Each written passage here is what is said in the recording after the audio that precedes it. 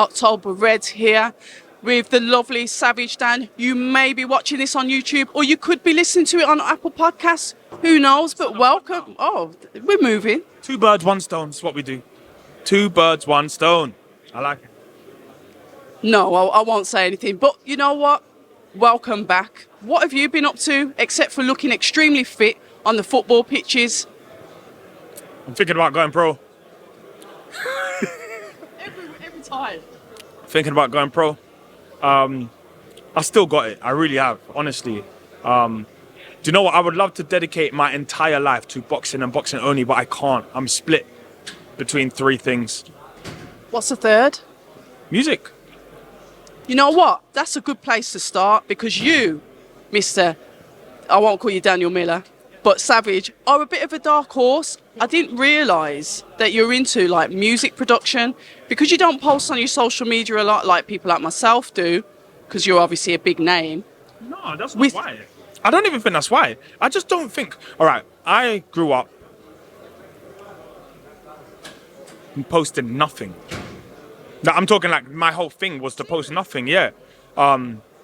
You that popping that you don't have to post. I never had an Instagram. I never had like loads of things. I don't even know where this Savage Dan guy's even come from. I'll be honest. Like he's popped out of nowhere. I have lived my life in the shadows and wanted to stay in the shadows, but now I'm here, and that's it. But because of it, I think my nature. I don't know when my last post was. Probably in December or something. I don't post. I could probably tell you when your last post is, because they seem to pop up on my feed very quickly, but we're not going to get into that. We're going to talk about the return of Joshua Buatsi, a return that I'm personally, not business-wise, not October Red, but personally interested to see his return. I'm excited as well. I'm really intrigued because I also, although I know enough about Pavel Stepien, I don't know enough to make this an easy fight. An unbeaten Polish fighter, yes, he's had all his wins in Poland. It very much changes once you come out and the pedigree changes and all of that. But they're dangerous. They are. And we saw it last time out when Babic went to Poland. It's not always as simple as you think it's going to be. Pedigree sometimes plays a part, but sometimes Polishness can play a part as well. But I expect Joshua, with all of that being said, I expect him to come through it flying colours. I'm interested to see what the 12 months out looks like ring rust wise, how his timing is. But I think the fact that maybe everyone's expecting it means we don't get it. There is so much to cover with Joshua Buatsi. There's the time out, there's development under the new trainer, there's signing with Boxer. Joshua Buatsi's been subject to a lot of criticism online, a lot of criticism on Twitter. People basically saying he's ducking. Why didn't you fight Bivol? You got offered all of this money. So he's sort of kind of like come over on the back foot. That pressure, you understand boxing better than most of us. That pressure that he's coming in to this fight on Saturday. Talk to us about that, Sab. Well, I think it's pressure from some of the boxing public. Yeah. Some people who questioned his decision to come to Boxer. So people will keep a close eye on him. But this is what comes of it. You know, when you're a boxer, you almost have to expect this. He will want to silence the critics, but I think in the perfect world, you just put that to one side. You don't want to let something like that affect your performance. You know, you've trained and had a 8-week, 10-week camp to fight Stepien, and you're not worried about the critics, you know, and hopefully all goes well and everyone is silenced. But it's his decisions. It's his career. He made the decision that was right for him, you know. He wanted to, yes, he wants world honours. Of course he wants world honours, but he wants them on his terms. The name Stepien, the only reason, and I'll be blatantly honest, the only reason why I know who Stepien is because he was supposed to fight Callum Smith. So that's kind of like brought his name in the mix. It's kind of beneficial to Joshua because of that. Because we're saying, look, he's at world level. Why is he still, you know, fighting people that we don't know about? And this is like me asking as a boxing fan on behalf of the boxing fans, because they're like, well, why isn't he fighting Anthony Yard then? Why isn't he fighting the other light heavyweights? You know, he's fought Craig Richards, that was his last fight. But why does he mix it up with those domestic guys rather than getting a fighter that we're not too sure about? Pavel's, he's ranked highly, you know, like really highly. I know he may not be very well known on these shores, but those are the ones that concern me the most. You get a decent fight out of them, and I think you end up having to dig a little bit harder than you would. Sometimes fighting the other fighters that you would have just mentioned is harder to make happen because of the politics in boxing and here and there and blah, blah, blah, blah, blah. But even still, 12 months out of the ring, I think this is actually the right fight.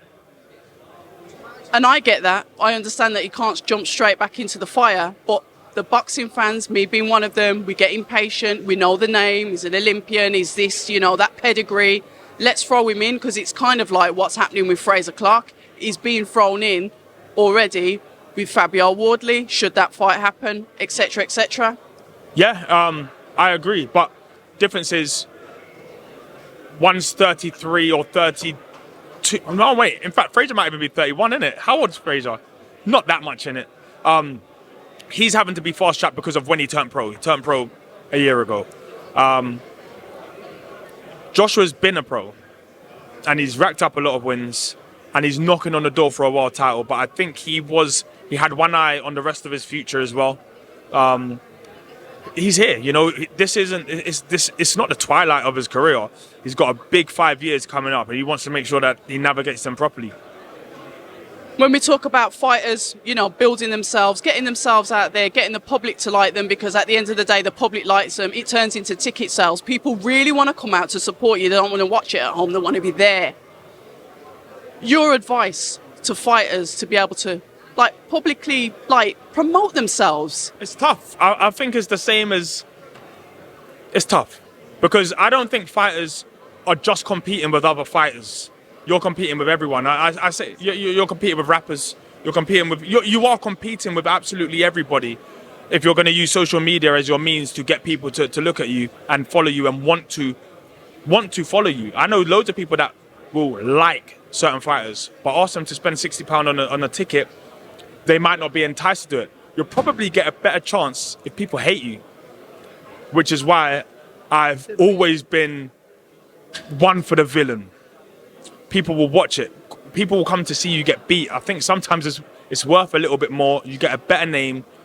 You have to have thick skin, of course you do, but sometimes it's worth more because sometimes people like you and they really like you, but it doesn't mean they support your every move. It's different. It's easier when you are brash or a little bit rude, or if you are like a Gervonta Davis and you've had time to come up under Mayweather and you basically copy the same blueprint. But a lot of these fighters are from, a lot of them aren't even from major cities. It's quite hard to get fighters who, grew up in an area where there's not even that many people there to have everybody support you and want you to win and pay money to come and watch you. It's not as simple as people think. It's not as simple as people think, but we know the promoters are here to make money. They've got to make something off it. You're investing in a fighter. You're dipping into your promotional pockets to say, you know what, I think you're worth this. There has to be... I mean, look, there's different ways. Floyd was brash outside of the ring, but let's face it, not boring inside the ring, but artistic. You weren't going to watch a Floyd fight for action, but most people watched it to watch him get beat, or because he represented a certain demographic, and then he made sure he fought a different demographic. He was very clever with how he did things, but he managed his own career, and by then he's already a millionaire. And we're talking about fighters that are in the UK, where there's not as much of a target audience. Even though we have got the best fans in the world, it's not the same target audience. It's not the same numbers here. It's the same with everything in America. There are rappers that we've never heard of that are millionaires and famous in their own state, but we've never heard of them.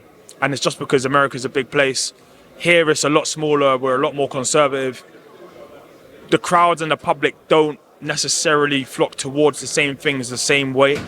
I think it's tough. It's easy to say, oh, look what Jake Paul and KSI have done. Boxers just need to do that.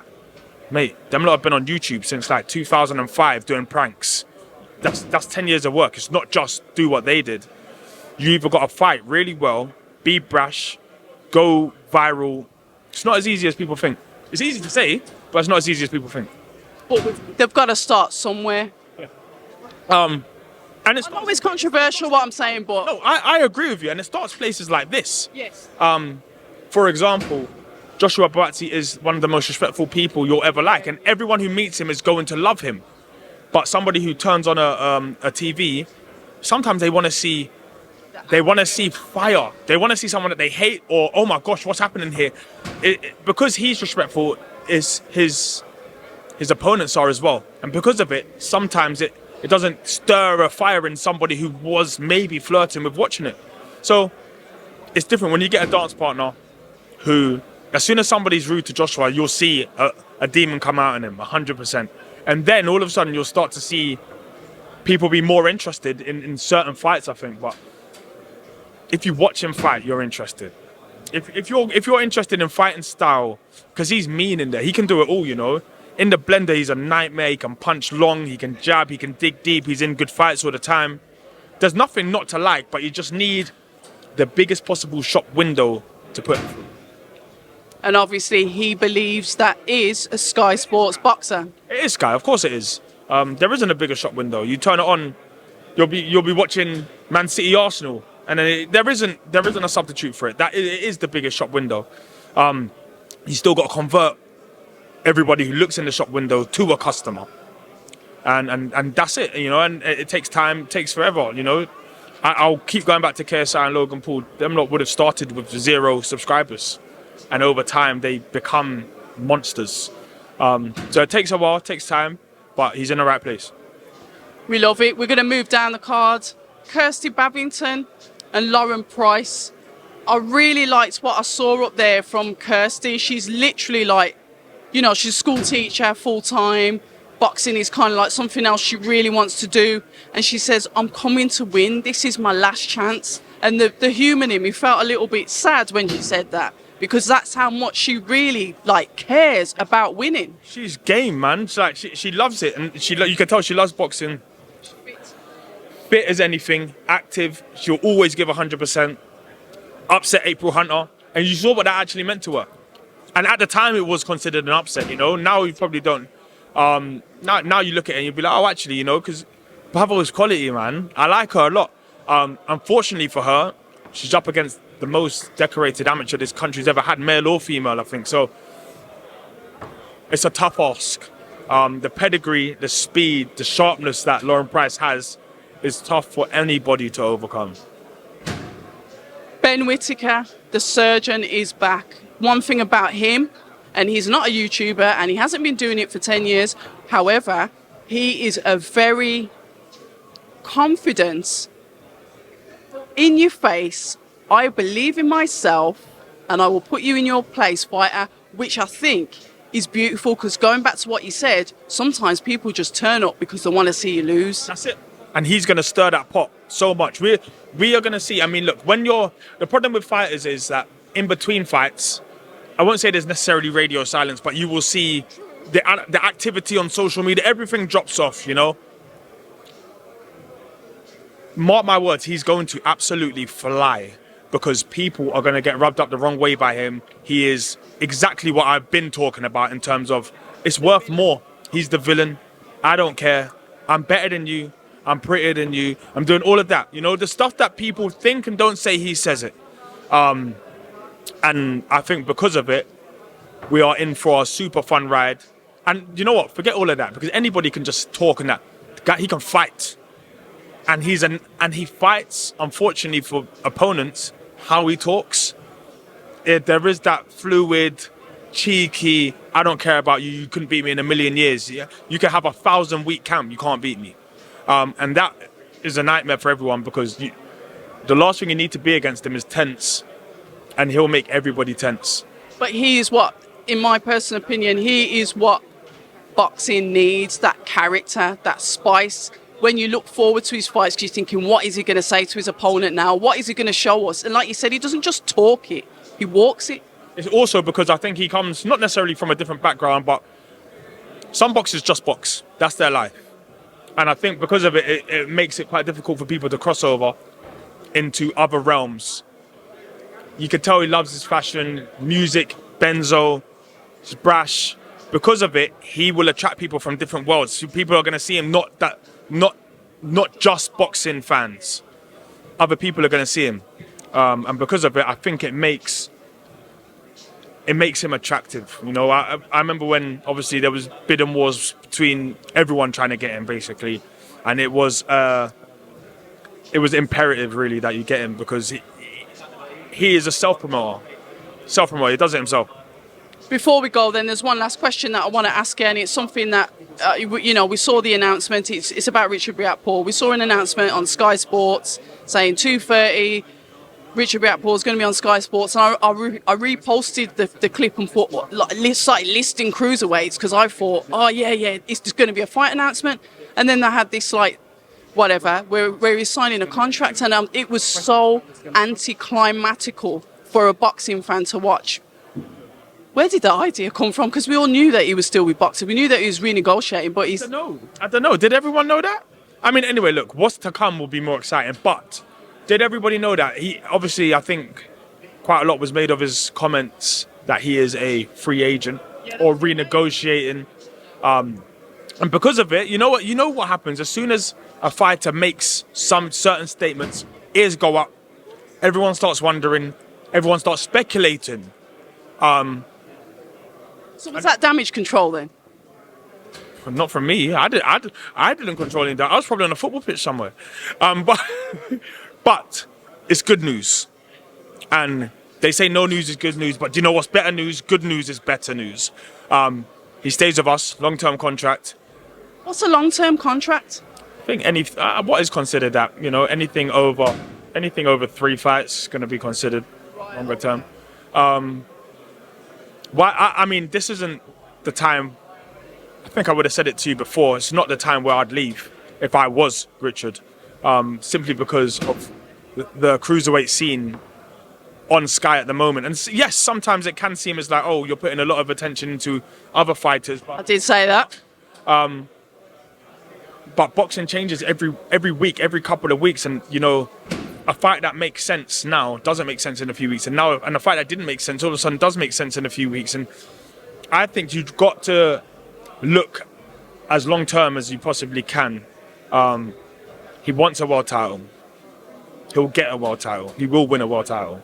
But after that, you know, then you start thinking about what's next. Who can I fight? And we know the politics in boxing is difficult enough.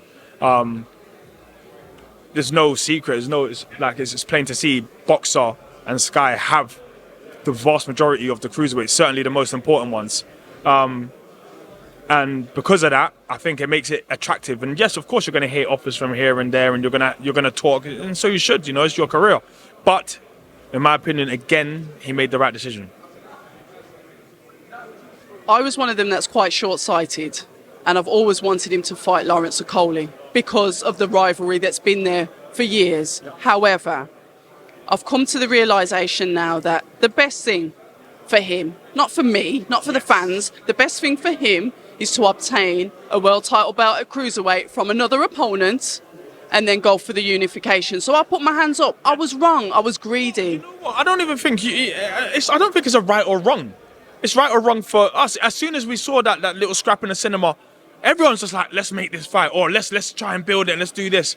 But we have to remember Richard's actual plans and his actual objectives is not to fight Lawrence Okoli, it's to pick up a world title. And he could have, and obviously people will say he could fight Lawrence Okoli and win a world title. He could do it all in one.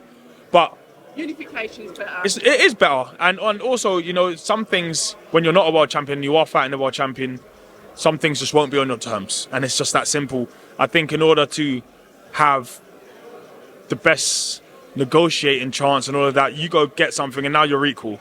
Whereas you're a challenger if you're not. And look, some things are great for Boxer and Sky. Some things are great for a particular fighter. Some things are good for the fans. Fans just want to see everything. But there's so many other things that come into play. Lawrence has made it clear, obviously, in several times that they offered the fight, and Richard didn't think it was the right time to take that fight. And time will tell. Time will tell. This is what happens. I think if Okoli is saying at press conferences we offered him the fight and he didn't take it, time will tell whether it's the right decision by Richard to go and get a world title himself and then unify. But in the meantime, things can change. Who knows what happens May 27th? This is the thing, you know. So sometimes you plan for something, and boxing has a very nasty way of just that whole plan just ripping it up. The script gets ripped up. You know, everyone's aiming at Mugabe and thinking, yeah, that's the fight. He loses to Badu Jack. You know, and all of a sudden things change so fast, especially in the cruiserweight division, because all the world titles are scattered and it's tough. I think sometimes you have to zoom out and have a proper look at, hold on, right, cool, what suits who? And who we would, if it was up to us, we'd all just have them same Saudi tournaments that they talk about. Like everyone just fight on the same night. We want to see it all. But it's not how boxing works. Savage, as per usual. It's enjoyable. Out of all of the, you know, the people involved in boxing, the way that we bounce off each other, just for like boxing conversation and who should fight who, I always find it interesting to like pick your brains. There's so much more I want to ask you, but we've got a couple of days that we can catch up again. But it's a pleasure. October Red with Savage Dan. Always. Come on, October Red. Subscribe, like, comment. Yeah. Hi, and thank you for watching October Red Boxing.